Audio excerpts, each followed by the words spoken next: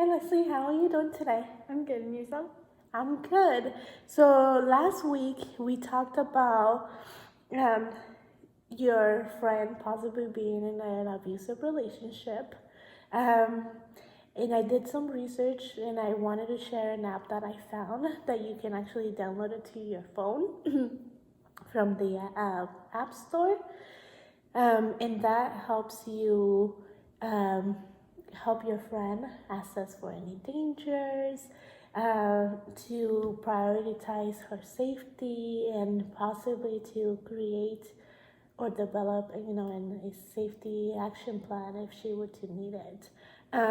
Would you be okay if we download maybe this app and then go through it? Yeah, that sounds good. Yeah, okay. So it's really easy to download. I actually already have it downloaded on my phone. Like I said, you just go on the App Store. Once you download it, it's called MyPlan, and you follow the instructions. You can set it up either in Spanish or English. Once you go through the first steps, it's going to ask you to create a PIN code. That PIN is to help keep the app secure and private from anybody that might be in like in an abusive relationship and stuff, and that way they don't find out. So, okay, so once you put in the code, let me put it in. And please let me know if you have any questions throughout. So this is the main one, the main page. And as you can see, it talks about the myths, healthy relationship, red flags, the safety, the priorities, and then at the third one, it allows you to create a plan, okay? So let's start off with the myths. Are there any, let me put it in, are there any myths that you've heard about domestic violence?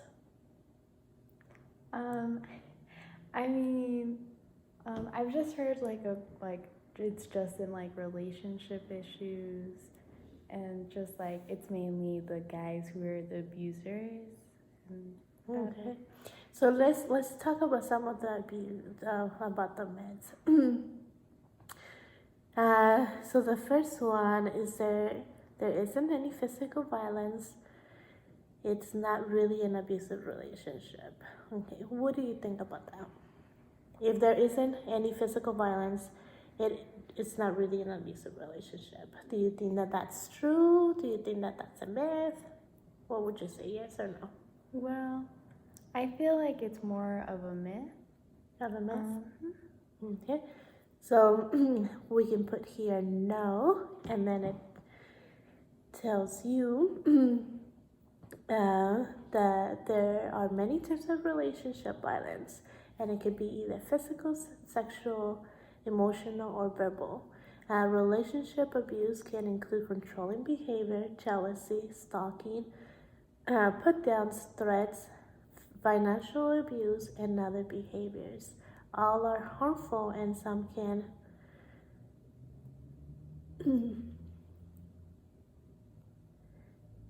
sorry, I lost it here.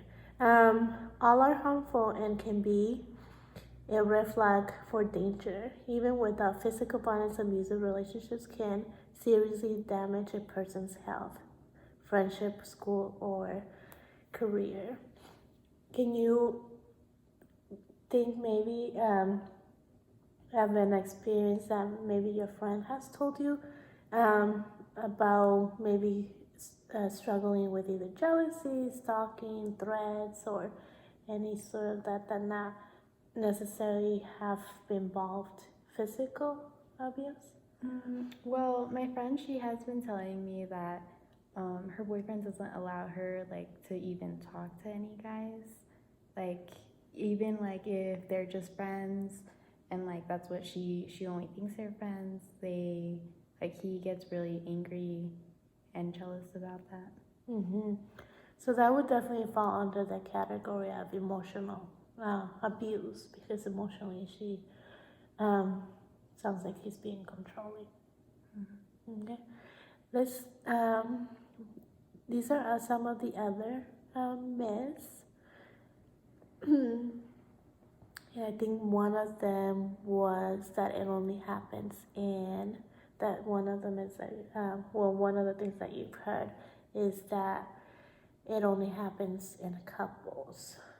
Um, it doesn't specifically talk about being um,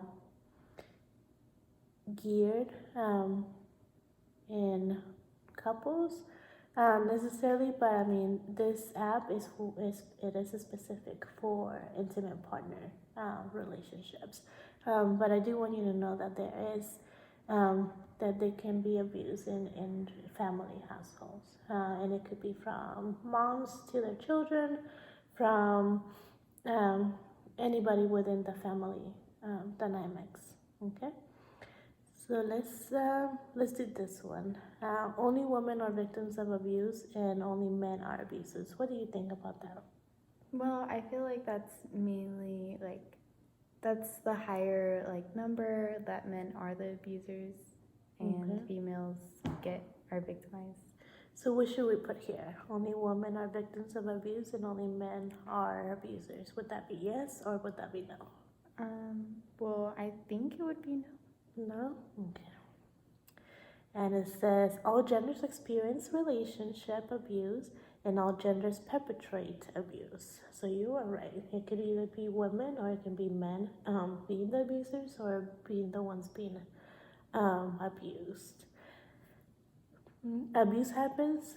Abuse happens just as often in straight relationships as in the LGBTQ relationship. Partner abuse happens in all communities, and it crosses all social, ethnic, racial, age, and economic lines. So nobody is sustained from being abused or being abusers. Okay. And so we can click next, and it brings us back to the main menu page. The next one right here is healthy relationships. And the healthy relationship portion of it has, it says relationship violence is common and dangerous. Young people aged 18 and 24 are most likely to experience relationship violence, and friends are usually the first to know about it. Everyone deserves to be safe and healthy in their relationships. So let me ask you this question. So why do you think that friends are the first ones to know about an abusive relationship? Well, mainly since like it's ages 18 through 24, they're trying to get more isolated from their families, and the friends are like the ones that are mainly around them and are able to see for themselves. Okay. So it sounds like they just spend more time with friends, and maybe they would be more trusting of friends than their families since they're being isolated. Would that sound about right? Yeah. Okay.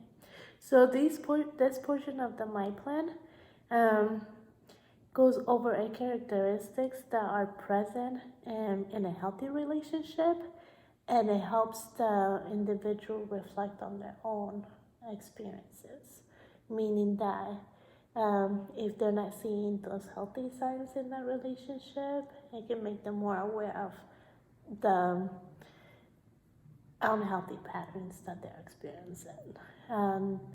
The following are the red flags. Are you familiar with the red flags? No, I'm not. No? So the red flags are those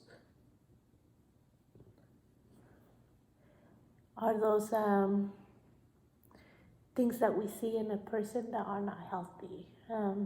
For example, like you said with your friend, not letting her talk to a friend, guy, not being extremely jealous. Those would be red flags.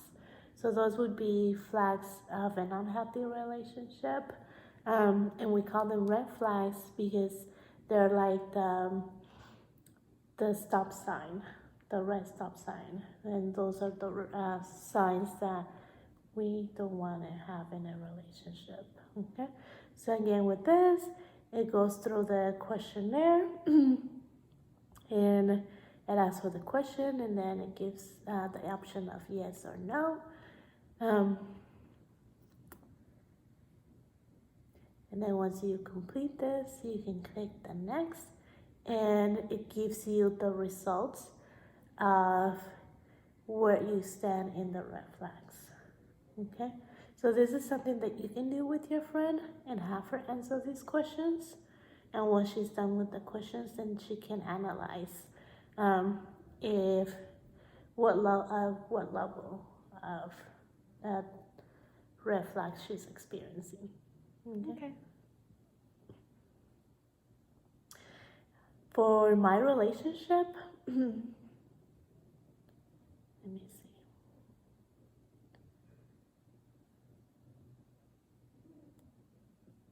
Okay, so so we have red flags, and then you have the safety.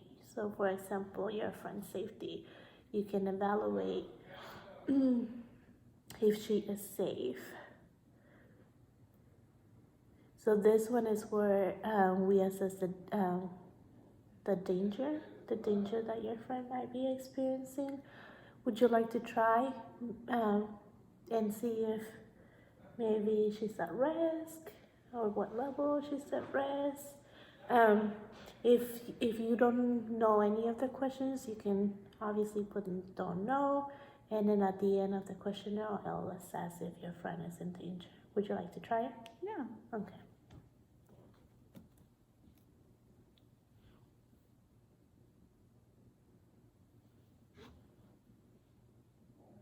And if there's a question that maybe is a little bit difficult for you to understand, let me know and I can clarify for you. Okay.